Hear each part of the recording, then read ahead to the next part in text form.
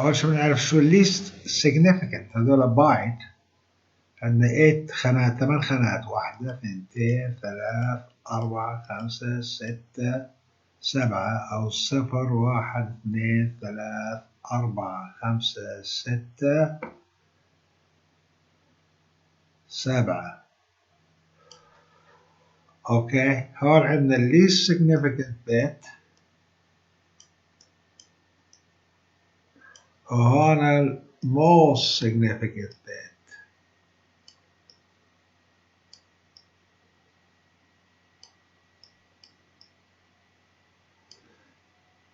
هذول من هون لهون اسمهم بايت.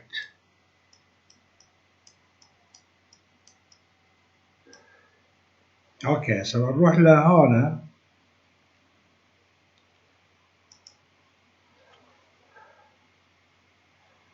عندنا اشي اسمه what's bytes. bytes in Python تروح هون على tutorial bytes. The integer is represented using length of bytes. طبعا in order for error is raised. Well, المهم نعرف انه integers are represented by byte. The byte order argument determines the byte order used to represent the integer. If is it big, then the most significant byte is at the beginning. لاحظوا big. هاكف مثلا عندنا هذا print، عندنا رقم 2 بدنا نحوله لبايتس. الخانتين byte order is big. So the most significant byte مش bit byte يعني 8 bits is at the beginning of the array. اوكي، هسه بشوف شو الاري. هذا الاري هون لاحظوا هي. هسه اذا حولنا الاثنين لبايت big صفت هون الموست significant bit. اوكي، byte مش bit. If the border is little, the most significant byte is at the end of the array. So تلاحظ هنا عندنا هاي little هنا نفس الاشي هون عملناه. هاي 2 بس حطيناها little. So وين صفت؟ الجهة الثانية left side at the end of the byte array. So هون beginning of byte array. وهذا عندنا 2 هنا. طيب لو غيرنا هاي 2 في عندنا 2 هون وعندنا 2 هون. هسه هاي 2 راح يسوي 4 من هذول يعني كمان 2 بينهم سلاشز. اوكي، فبنغير هاي 4 وهسه بصيروا 4. فهم؟ هاي صاروا 4. تلاحظهم هون 1 2 3 4 وهاي the most significant. كأنه 4 خانات من البايتس. هسه هاي خليناها little بس لو حطيناها كمان 4 أو 6 نعمل run. ايش راح يصير عندنا؟ راح يصير عندنا 6. هاي 1 2 3 4 5 6. طبعا الرقم اللي حولناه هو 2. فتلاحظ هون كانت 2 هون وبعدين صارت 2 هون لأنه هاي little وهاي big. البيج على اليمين والليتل على الشمال. اوكي، يعني the most significant is when the most significant byte is at the beginning of the array. If the byte order is little, the most significant byte is at the end of the array. So big هون هي at the beginning of the array أو على اليمين. most significant بشقلبة مش زي البايتس، وهون مش زي ال 8 bit، هون العكس. طيب هسه لاحظ لما نرجعهم هون int from byte يعني بنحول من بايت لint، حطينا البايتس هون هاي بايت اوردر بيج رجعنا 2. ليش؟ لأنها على اليمين most significant bit. هسه لاحظ هون نفس الرقم بدنا نرجعه شو برجع؟ راح يرجع 512. ليش؟ لأنه من اليسار. اوكي so make it big. شقلبه بطلع 500، الرقم 500 على 2 بايتس هون تلاحظوا لأنه هون عندنا 2. طب لو غيرناها هاي إلى وين ال 2 وما فيش هون int from bytes int from byte order. احنا نسخنا القديمات so إذا بدي أنسخ هاي هون copy بدي أغيرها بده يطلع رقم بدي أحطه، لا بدي هاي حتى أشوف قديش كبر الرقم copy وبدي أحطه هون paste. صح؟ في واحدة زيادة هون. أوكي هسه نعمل run. في واحدة صح. هسه نعمل run. شو صار؟ لما حولته رجع ل 2 مش فارقة مع إنه little هون. 2 لما رجعته صار 2. ليش؟ معناها little وهون كان little. طيب ليش؟ طب خلينا نحوله big. هاي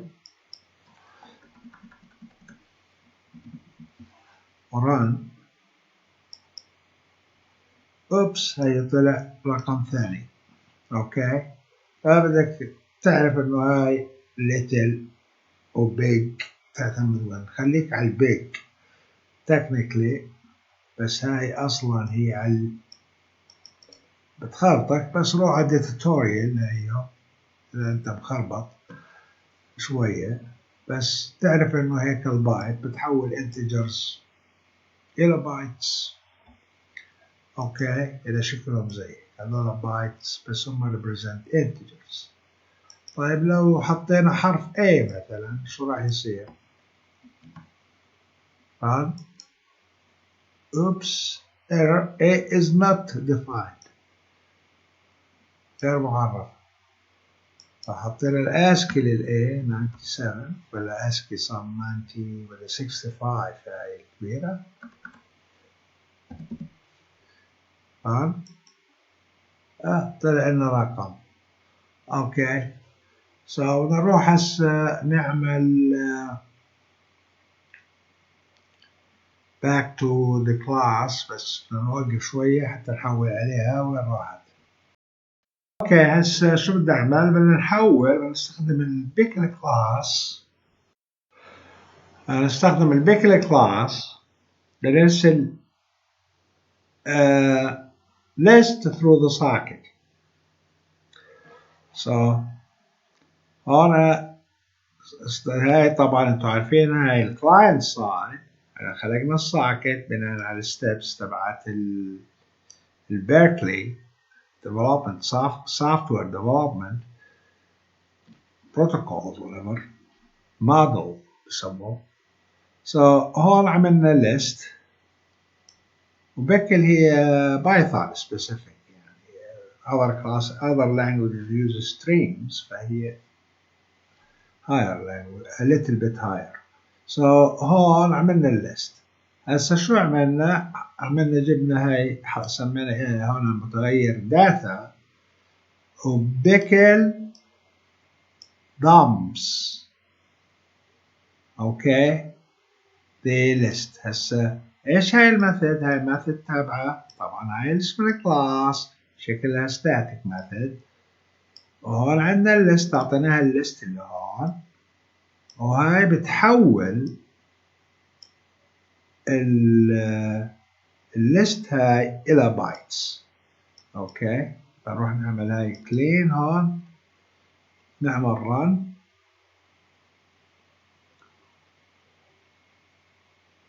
اول شي بنروح نشغل السيرفر. هون السيرفر طبعا بيستلم نفس الاشي، تلاحظ import socket import pickle، بعدين الساكت هاي تبعنا الخطوات لحتى point receive، لانه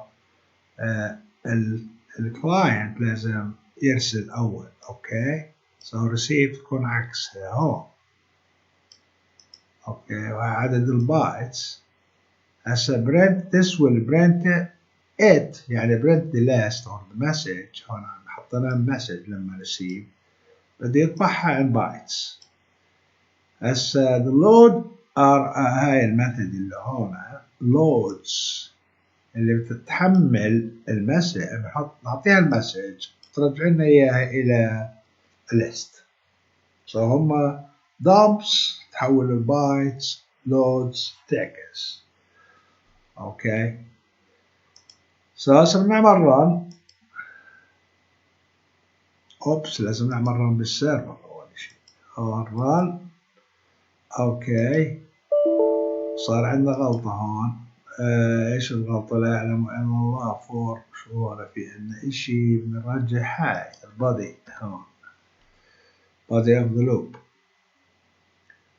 اوكي اخذنا الليست وطبعناها هون، وبعدين حطيناها بلوب حتى نطبعهم element واحدة ورا الثانية. اوكي فهسه بنروح نعمل رن. بسم الله عملنا رن للسيرفر، كمان نعمل رن للكلاينت بنشوف. اوكي شو صار؟ because the target machine actively refused it، لانه مش شغالة. نعملها كمان رن قبل ما نبرنت داتا. هون برنت ايش؟ داتا عشان يطبع لنا اياها البايتس. رن السيرفر كمان مرة. اوكي طلع هذا طلع المسج اللي قبله. بدنا نعمل رن للكلاينت. اوكي هي طبعا ايام هون البايتس الليست طبعا عملنا البايتس لانه الدمبس حولتها البايتس. اوكي طبعا المسج is received the message method receive as in bytes. شوف لانه الايثرنت ما تتعامل الا مع بايتس. اوكي يعني 0 1. هسه وصلنا هون. هذيك البايتس وين؟ طبعا الليست هون load RMS method will print the message as a list. وين هي الليست؟ اللي احنا تحت، هذا سابق صار عندنا غلطة. بس وين الليست؟ هي طبعها هون، وليست element هي طبعنا باللوب. the list element هي 1 2 3. وهاي شو الغلطة بتحكي؟ print list element RMSGI list index out of range. شكله هاي صغيرة بدنا نروح نزيد، حطينا الرينج أقل مو مشكلة. بس هون بنرجع إلى قديش عندنا 0 1 2، وهون بدها تكون 0 1 2. اوكي 0 1 2 صح، بزيد ب1. هسه بدنا نوقف بنروح على العين على تابل. هسه عملنا تابل. هاي التابل هون نفس البرنامج بس غيرنا انه تابل. حطينا 0 هون هيك، وداتا بيكل دوت تابل يعني حولناها البايتس. وبعدين سيركت دوت سند داتا بدنا نطبعها هون، بدها تطبع يعني برنت داتا بتطبع لنا البايتس زي البايتس زي اللي كان قبل. هسه بنرجع لهون على السيرفر نفس الكود ما تغيرش شيء. الفرق اللي تغير انه عند الوايل لوب حطينا وايل ارمس جي اي يعني برنت زدنا اي واف ارمس جي اي ايكوال انت ويل راح يطلع هون. ليش؟ لأن حطينا هون زيرو.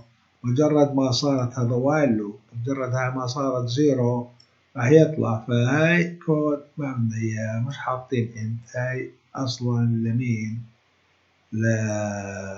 للديكشنري، فنحط عليها كامنت. بس هاي البايثون ما عندهاش كامنتس، فنحط عليها 3 strings زي هيك. لا دبل كوتس حتى يشوفها كان string technically بهملها، وهاي نهاية السترينج. اوبس. اوكي هسه run the server. اوكي هيشتغل السيرفر. هي نستنى هنا، بدنا نروح نعمل run للكلاينت. run the client. هي طلع عندنا. شو طلع عندنا؟ نفس الاشي وداها بايتس. هي تلاحظوا البايت طولها. وبعدين the load RMSG method will print message as a list. اوكي هاي مطبوع من عندنا. صار من لازم غيرناها الى tuple. بس هسه هي طبع التبل هون كله. هسه عملنا اللوب واحد hello 2.99 لانه باللوب عملنا الكونديشن وطبع 3 elements RMS while true، بس صارت انه هاي القيمة صارت 0 فطلع false طبعا. اوكي هسه بدنا نروح على الديكشنري. اوكي هي الديكشنري عشان نوفر وقت. وهاي الكي وهاي الفاليوز هون فاليو 1 كي 1 كي 0 فاليو 1. وعملنا التبل. تعرف كيف التبل بالأخير عند 3 عملنا end. أوكي فبدنا نرجع هذا الكود نفسه، ولا بنروح نفتحه؟ هو شو رقمه؟ 9. بنروح نفتح 9 open. أو فيش عندنا 9، فمعناته هو كان 9 بيعمل 8. بدنا نرجع هذا. أوكي نفس الكود بس هيك بنغير البراند انه تابل.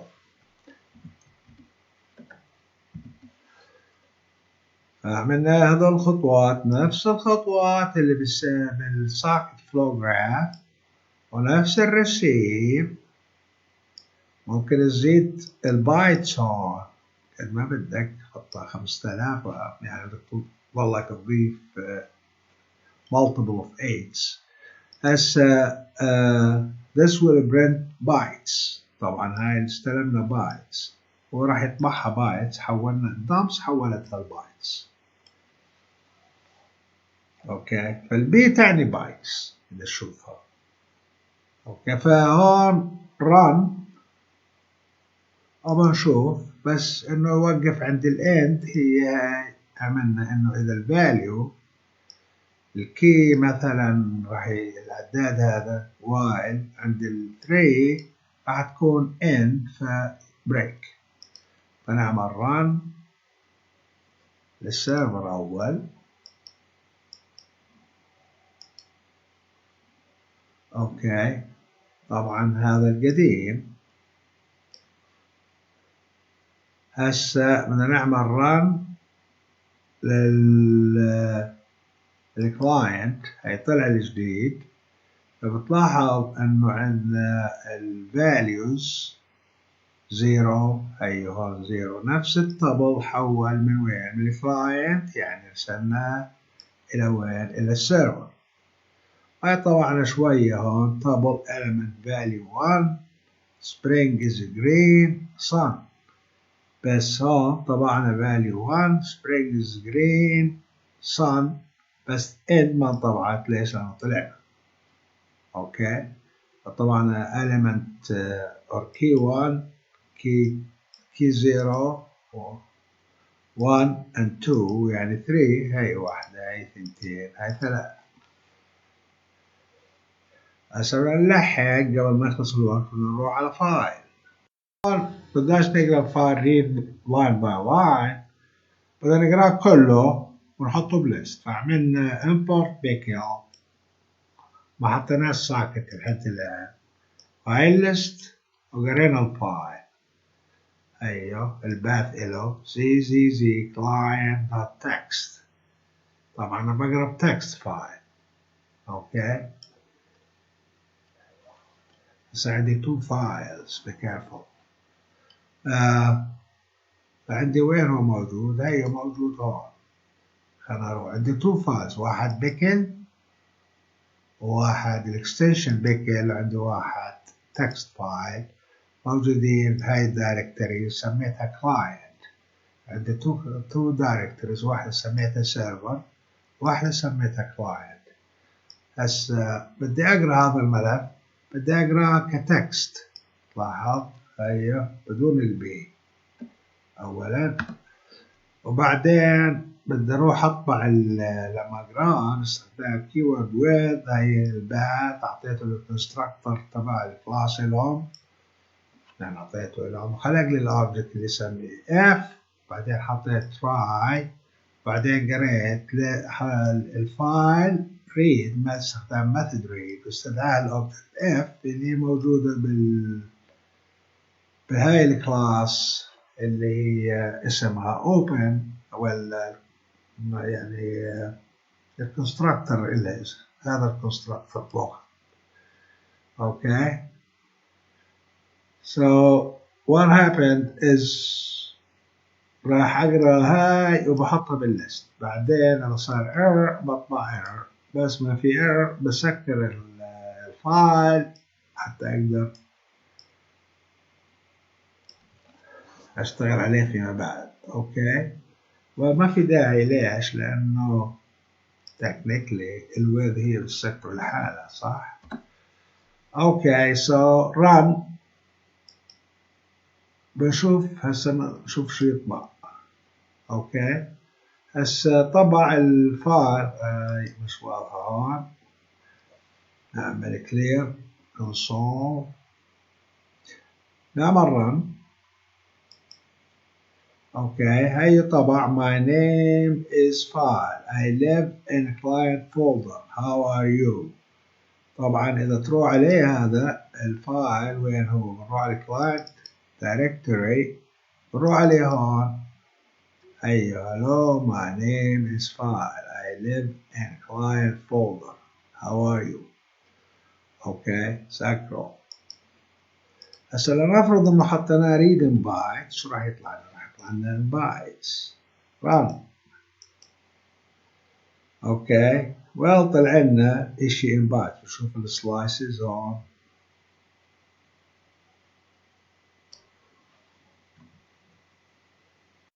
هسه بدي احاول اوديه الى وين باستخدام البيكل كلاس، بس بدي اعمل الساكت هون، يعني بدي اخلق الساكت والكونكشن. طيب بما انه نفس الخطوات بدي انسخ هاي اللي عملتها قبل واحطها هون. لو بقي وين انا موجود؟ هون؟ لا هون، لا هون. اوكي. نفس الكلاس والبورت. خلقت الساكت، طبعا هي تي سي بي ساكت. طبعا اذا غيرت الستريم هاي الداتاجرام كل شيء كما هو، يعني ما فيش فرق. اوكي. فهون عندي السيركت من كلاينت ساكت، هاي سي معناها كلاينت، والاس كي تي عملتها انا كان ساكت كونكت لهذا البورت والسيرفر اللوكال سيرفر. وهذا نفس الكود. هسه بدي ارسل. كيف بدي ارسل؟ بدي اروح افكر بسند. طب مين I send the list in bytes ولا send it in عادي بدون بايتس، نحن عملناها بار بي هنا بدون ار بي. طيب خلينا نشوف، يعني ناخذ الار بي هاي برا، بعدين يصير عندنا دبل ستاندرد. بدي احولها لليست، بدي اعملها دمب، بس list equal to pickle هاي KLE اسم الكلاس dumps، يعني حولها لبايتس واسمها list كمان مرة. اوكي هسه بعمل run name socket is not defined. ايش راح عندي؟ ناسي الساكت import socket.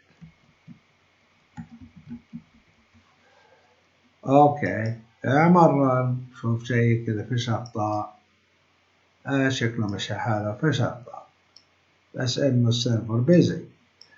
اوكي هسه بنروح على السيرفر بنعدل شوية على نفس البرنامج. اوكي هسه عملنا السيرفر، حطينا with بلا بلا بلا فايل، طبعا حطينا try وبدنا نكتب list، هذا الباث للسيرفر. هي زي طبعا هاي الدايركتوري اللي عملناها قبل شوية شفتوها، وحطينا رايت as if. شغلنا السيرفر، هاي توكلنا، طلع الرار، بنروح نشغل مين؟ الكلاينت. والله طلع عندنا اشي. well this will print it بلا بلا x، بس انه مش طويلة هذولا، مش كثار يعني كأنه البايتس. file is printed in the list error and error server is done with writing. طب قديش كتب يعني؟ بدنا نروح نشوف. شفنا لقينا الفولدر فاضي، يعني خلق الفولدر هو بهذا الفولدر بالسيرفر، بس انه فاضي. ليش؟ انا اشوف شو المشكلة، لما ندور سكر هاي ونرجع هون. هسه بنروح نطلع على السيرفر كود. بصير لو زدنا هاي يكون السبب انه اللينك، مثلا خلينا نكتبها 1000 رقم 60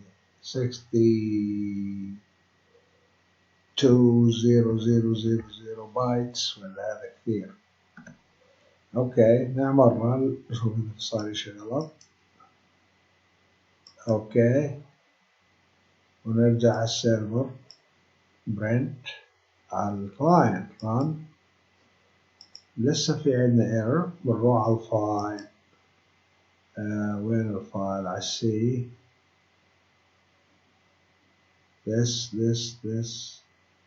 this PC C، وهذا هون. روح على السيرفر، طلع الفايل ولا تزال empty، بس ما ظل معنا غير 5 ثواني. المرة الجاية نكمل. شكرا، باي. طلع أكثر دقيقة، باي. بنكمل المرة الجاية، شوف شو المشكلة.